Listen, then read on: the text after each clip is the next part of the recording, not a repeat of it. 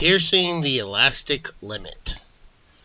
The second astonishing epic fable of the master storyteller Howard Loring traces the determined actions of the mysterious but compelling old man beyond the portal, as he and his red-headed assistant pursue their secretive mandate to rescue the imperiled planet's future. A page-turning quest spanning the ages. Once more, this elusive author employs the simple fable to reveal a vast and gripping epic adventure through time and space, portraying with penetrating insight authentic lives of genuine historic figures, including Aristocrats Julius Caesar, writer Christopher Marlowe, and master musician Robert Schumann, to name but a few, filled with high intrigue and escalating excitement. This engaging epic fable surpasses the reader's imagination yet again, transporting them into a formerly hidden and baffling realm of reality, by piercing the elastic limit. Written by Howard Loring, narrated by Melissa Del Toro Schaffner. Alright, so welcome back to another audiobook review. Today, as you heard in the intro, I am reviewing Piercing the Elastic Limit. So I really don't have too much to say before we jump in. So let's just go ahead and get started then with the review. So starting as we normally do with the title and cover, or cover and title. I would give the cover and title probably 3 stars. Now, the reason why is because it does, with the text, it has this sort of feel like Hitchhiker's Guide to the Galaxy, with, the big slanted lettering that looks like it's going off into the distance. The shapes behind it, I don't really set any sort of mood for me. It also says it's an epic fable, which I don't know if that's really needed. This is one of those cases where the author also has their name in pretty large print, which, I mean, I guess is fine for some people. It's just, it comes off a little bland, in my opinion. Now, I know this is kind of like, he has this similar style for all the books in this series, but, I mean, it doesn't do a lot to scream sci-fi, and it doesn't do a lot.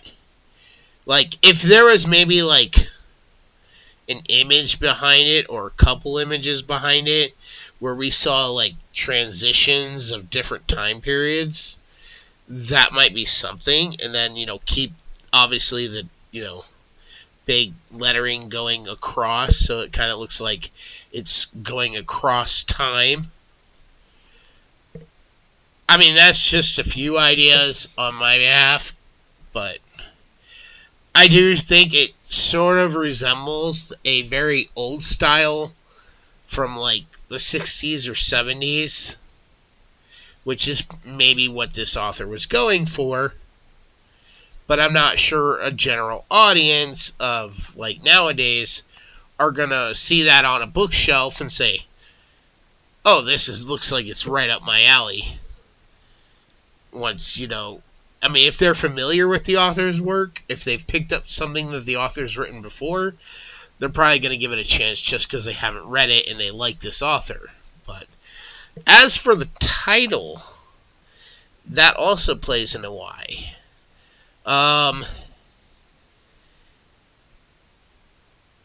The title kind of leaves me confused. And this looks to me, I mean, if it didn't have the thing where it says an epic fable on the cover, I would feel like this is some sort of textbook. That's what I would sort of feel like. I would feel this is some sort of textbook, and I probably would skip over it. But I think that's the only way having the words an epic fable actually helps. But yeah, I mean, I don't know. I don't feel like piercing the elastic limit is really a big catcher. And I'll get more into that when I go through the story, because I'll bring up the title. Moving on to narration. I have to give the narration 4 stars. I've heard better. Not much. Like I said the last time I did this, I mean, this is generally, if you are a pretty good narrator, this is generally the area where 4 is a pretty good score. I mean, you didn't blow me away, but you didn't leave me bored where I was like, oh my god, I wish this would end. And I think I said that last time. So 4 is pretty decent. Very clear cut audio. No problems reading it. They did try to do voices, and it just, I mean, there were some times that the author does, I mean, the narrator, does really well at doing, like, child voices, male or female. But there are some times when the narrator's doing, like, male adult voices, if she's just trying to sound like a normal person with a normal voice, it comes off sort of reminding me of this one episode of Deep Space Nine where there is a Ferengi woman who's dressed up like a Ferengi male and trying to act manly, and then ends up falling in love with Quark. And that was several of the characters. I kept hearing this, and I kept picturing that episode in my head. So I don't know if that was good or bad, because I do like that episode, but that's what it sounded like. It sounded like that character. And so, like I said, I'd give this a solid 4. I mean, it's not bad, but I've heard better. Now moving on to the writing. And for the writing, I'm going to give 5 stars. The writing in this book was really good, really descriptive. At first, it sort of seemed like some sort of, not as much detail as Stephen King would put in, but it was getting dangerously close to that. I've read things that have been written by writers. I don't know if I've ever mentioned this. I read a book for a game once. I play Magic the Gathering. And I read a book once. And the entire first chapter was this elf woman walking down a forest path, feeling uneasy about it. And that was the entire first chapter, which was like 10 or 15 pages. And I was so bored by the end of the first chapter. This did not do that. And most of the books I read do not do that. So I'm very thankful. So as long as you're not doing that, you're probably getting 3 stars or more. But this person, their writing was very good. I mean, sometimes it did get a bit too technical for me. And maybe that was because I was sick when I was listening to some of this. But, yeah, I mean, it was very good. I enjoyed the writing. I enjoyed the style that it was written in, and even though I'm just listening to it, it still was enjoyable to hear. So, now moving on to story.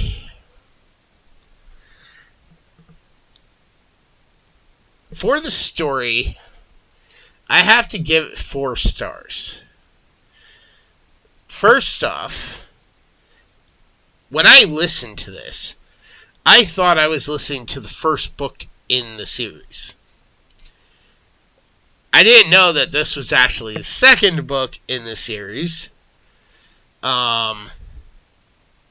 So, when the book first started, for the first few chapters, I was actually really confused. Like, I didn't have any clue what was going on. I was so freaking lost. Now, this sometimes happens when I listen to, audiobooks, and I come in, and I'm listening, and a lot of things are just happening. Like in the audiobook I previously reviewed. It just started off with a bunch of action and a bunch of technical stuff, and I had no clue what was going on until the book decided, hey, let's slow down and kind of start explaining what's going on, where we're at, what the deal is. This guy, Howard Loring, he actually does that. Like, he actually starts it off slow and easy and builds up. But the start, it's like trying to watch a TV show from season 2. They're not going to go back and necessarily tell you everything that happened in season 1. So you just kind of got to roll with it and catch up. And that's, understandably now, that's what I know I was doing. I didn't know that going in, though. So I was a little bit lost. But once it actually got to past the first section, which I won't say what it is, but once it got past that, which the first section was pretty odd, which is why I thought it was some sort of like something similar to a Stephen King story. We go all the way back in time to the time of Julius Caesar. And then after we deal with that, we move on to another timeline. And it was at this point, I'm like, okay, I think I know what's going on here. We're getting some sort of anthology story that is a bunch of short stories, all from different time periods, but we have these same 2 mysterious recurring characters that are popping up here and there. And I'm like, okay, I can roll with that, So we went through a couple more time periods, and about, I'd say, halfway through the book, it actually kind of locks in on certain characters, and we actually revisit some of the places we've already been. So I was like, oh, okay, I'm starting to understand this. Well, then the end happens, and that kind of got me lost again. A little bit. And the way it leaves off, it's like, okay, so I actually would have to commit to actually hearing all of this to judge it as a full series. Because several parts of the story, like when it felt like an anthology story, that kind of made me start thinking of Doctor Who. Like, I was thinking, okay, this is a lot like Doctor Who, but we're not really witnessing things from, like, the Doctor's point of view, just the people that Doctor Who interacts with. I mean, could you imagine if you watched Doctor Who and every episode was only from the point of view of people who were actually interacting with Doctor Who? I mean, each episode would be like an anthology episode. They could tell any story they wanted. And that's sort of how this started to feel. But then you finally do catch up with certain sides, and the two sides meet, and it kind of coalesces into one story at that point.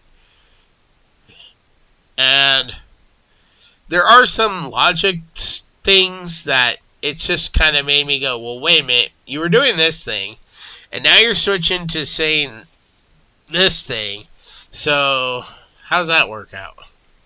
But I guess if you actually do read the rest of the series, hopefully that'll all make sense. Now moving on to the characters. And for the characters, I'll give the characters also 5 stars. I think the characters were really good. I liked how there was a lot of accurate and, the person did a lot of research into the historical characters that they included.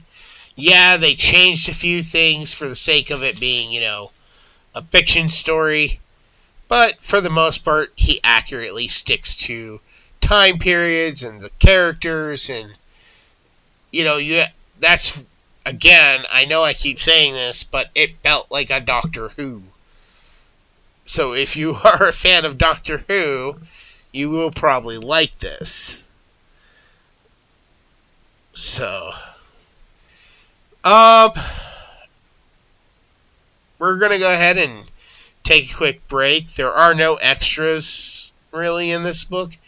So, with that said, we'll see you all in just a little bit. For thousands of years, the world has been protected by the Guardian of Light, or as he is more commonly known, Santa Claus. Over the centuries, factors such as fear and prejudice, greed and jealousy, misunderstandings, betrayal and war have segregated most humans from the magical world of elves, fairies, wizards, and the like. This has resulted in many misconceptions and generalizations of the true nature of Santa and his world. This 6-book series by Sean Connaughton begins as the current of a long series of guardians is murdered by a group of monstrous enemies recently escaped from an enchanted South Pole prison. These creatures are loyal to the darkness, an evil force determined to exterminate the light in order to enslave all creatures of the world. Shane Connor, an average young man, suddenly finds himself being trained as the new guardian. As he adapts to his new life among fantastic creatures, he goes on an adventurous quest with a legendary wizard for the ultimate weapon to use against the darkness, and faces murderous enemies like Rasputin, Morgana Le Fay, Krampus, and many more. Along with his best friend Joe Gomez, Shane encounters politics, history, mysterious murders, new loves, his own hidden past, and racial dynamics among the fantasy races that turn out to be all too real. Their adventures reveal the true nature of the world and challenge the current state of how all races interact. This series expertly melds myths, legends, history, faiths, folklore, and secret societies into a fascinating, cohesive, comprehensive world of wonder and magic. From Atlantis to Olympus, from Hades to the moon, and from broomstick races to Christmas deadlines, join the new Santa Claus on his amazing journey. But beware! Will Shane's quest achieve his ultimate goal of destroying the darkness and preserving the light of the world? Or is he actually playing right into a plot by dark forces that will result in his, and our, ultimate doom? So make your list and check it twice for the Guardian of Light book series. Download your audiobook or ebook today from Audible, Amazon, or iTunes.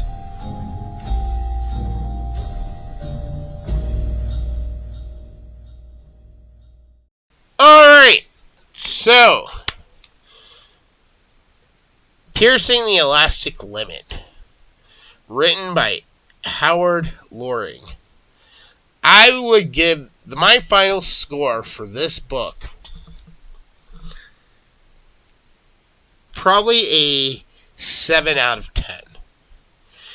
I think if I had been brought in from the beginning, if I had maybe listened to the entire series up to this point, because I mean, there is an acknowledgement section at the very end that says, that there are short stories that involve some of the characters. Clearly, this is the second book, from what Amazon tells me.